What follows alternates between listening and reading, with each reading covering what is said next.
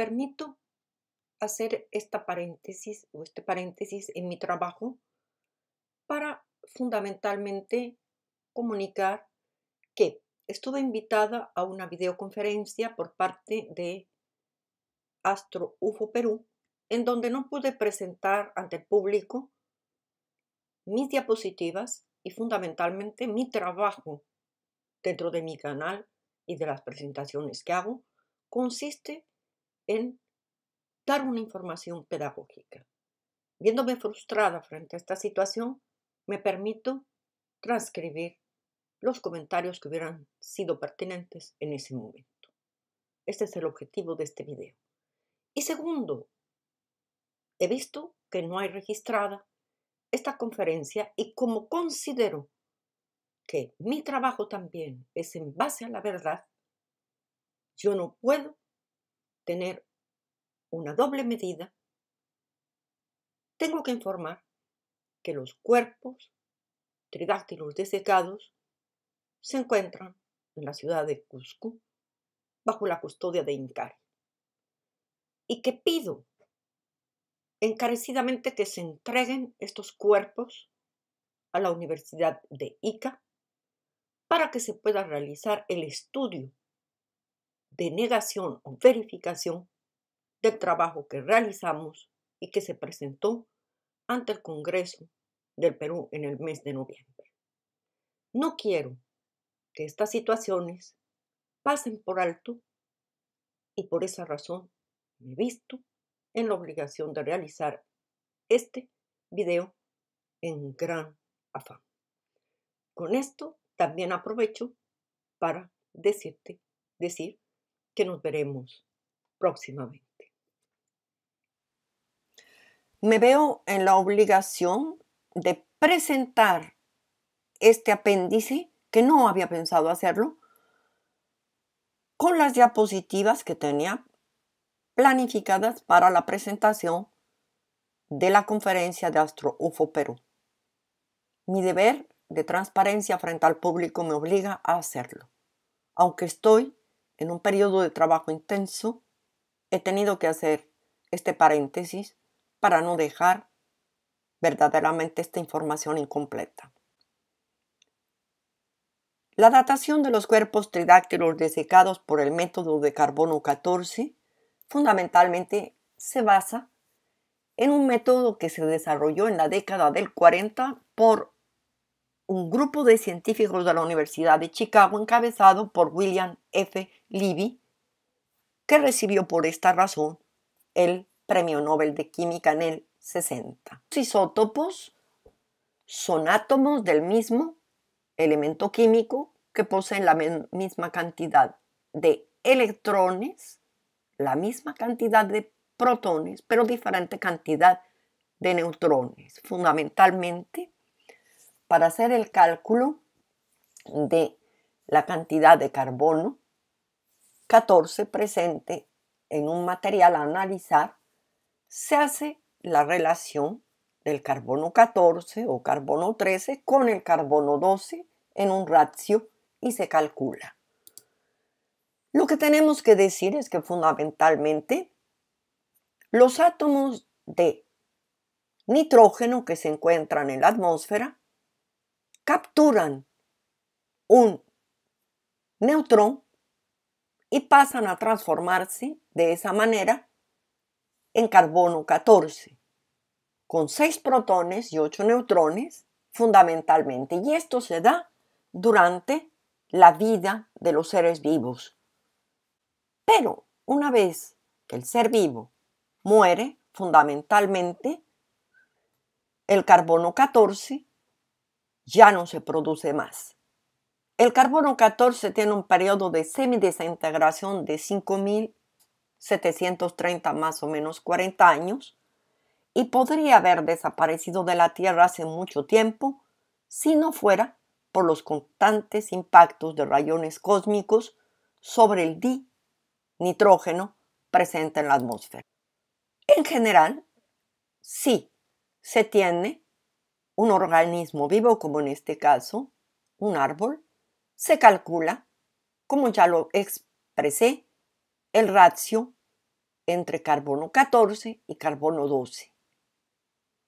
Cuando el organismo vivo, como en este caso el árbol, muere, decae la cantidad de carbono 14 y de esa manera se puede realizar el cálculo de la cantidad que ha existido y de la datación del momento en donde el organismo murió.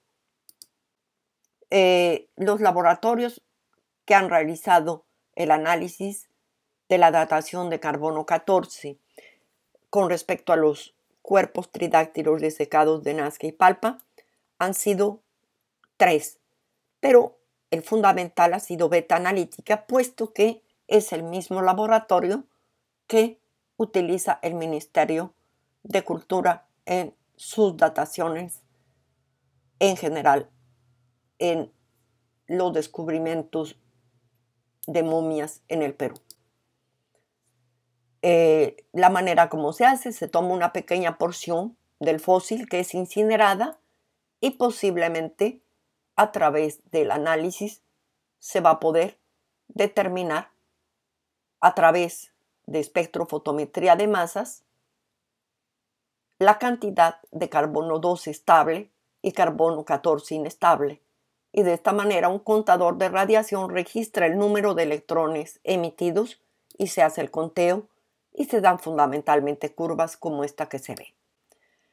En este sentido hay que indicar que la proporción o la relación entre el carbono 14 y carbono 12 en la atmósfera está sujeta a oscilaciones y las dos más importantes son el efecto Suez, producido por la combustión del petróleo que incrementa la producción de carbono 12 en la atmósfera, y los ensayos con bombas atómicas en los años 50 y 60 que incrementaron la proporción de carbono 14 en la atmósfera, y esto también ha inducido a ciertos errores en la datación de muestras con carbono 14.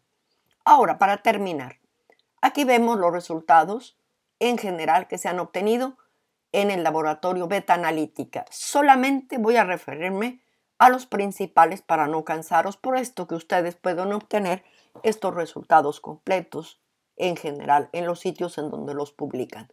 María tendría una datación con carbono 14 de 1750, más o menos 30 años. La Grande Mano tendría una datación, según este laboratorio, de 6420, más o menos 30 años. Y los pequeños cuerpos, que no los he anotado, de 60 centímetros, una datación de 900, más o menos 30 años. Ahora, según el Instituto de Física de la UNAM, las cabezas sueltas tendrían una datación de 1052, más o menos 30 años. La Grande Mano, 1205, más o menos 30 años. La Piel de María, 1771, más o menos 30. Y la Piel de Victoria, 791, más o menos 30. Primero, en la región de Nazca se encuentran los famosos acueductos ancestrales que fueron realizados por las culturas Nazca.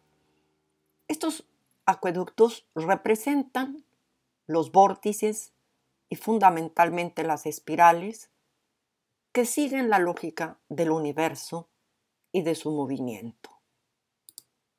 Ahora, si nosotros analizamos la figura del mono, vemos que en su cola, fundamentalmente, se encuentra el mismo motivo que vemos en el centro de la clasificación filogenética de todas las especies que se encuentran en el planeta y clasificadas hasta este momento.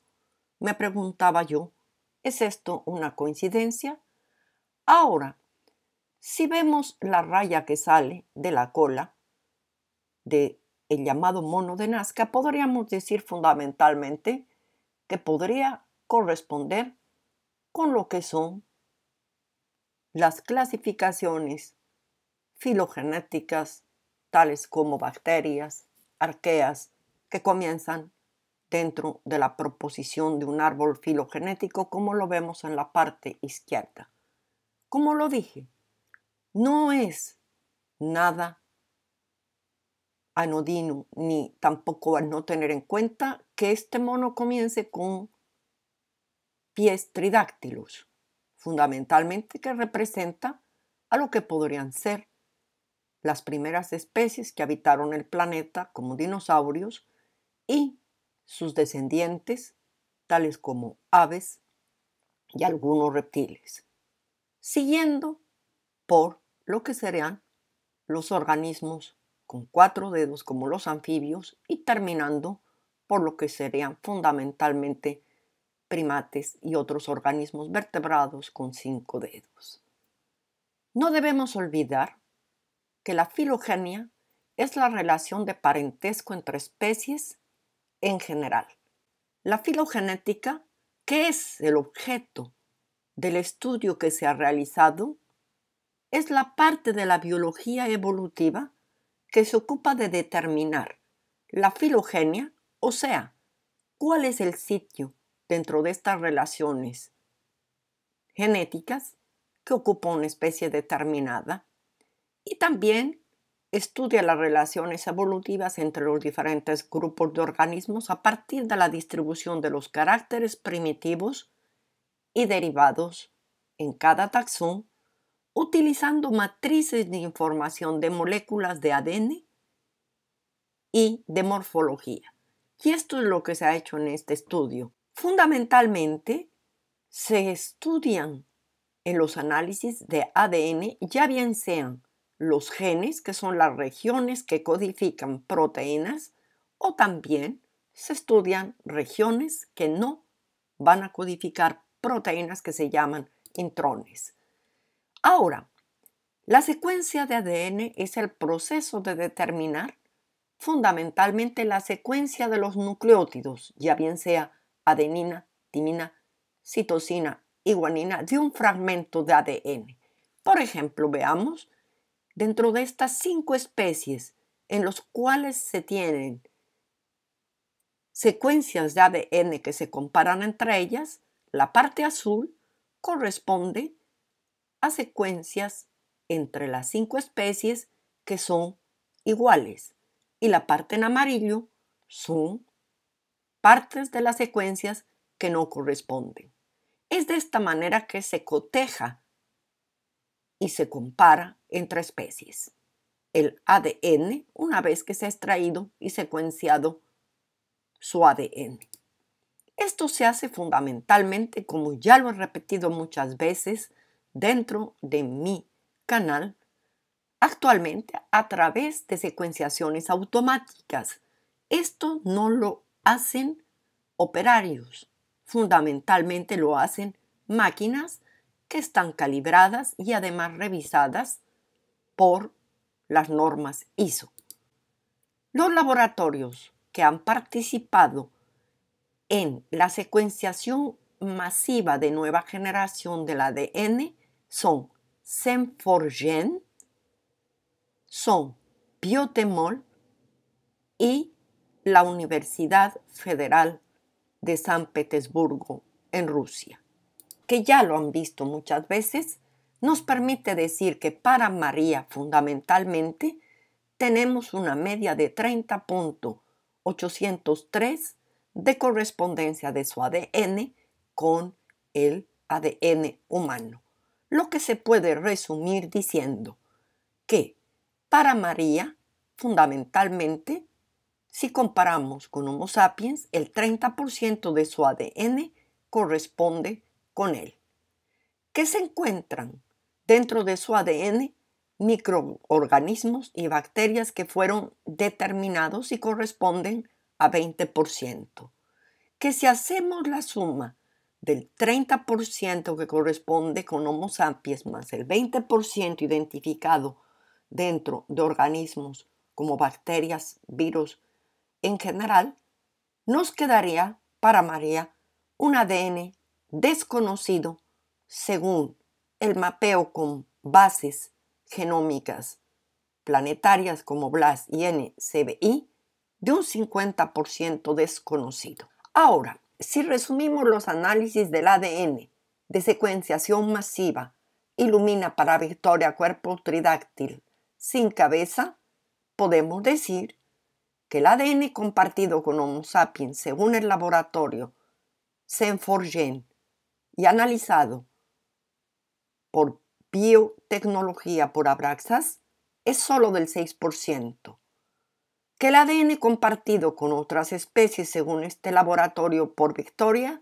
es del 15% y que se tiene un ADN desconocido para Victoria de 80%.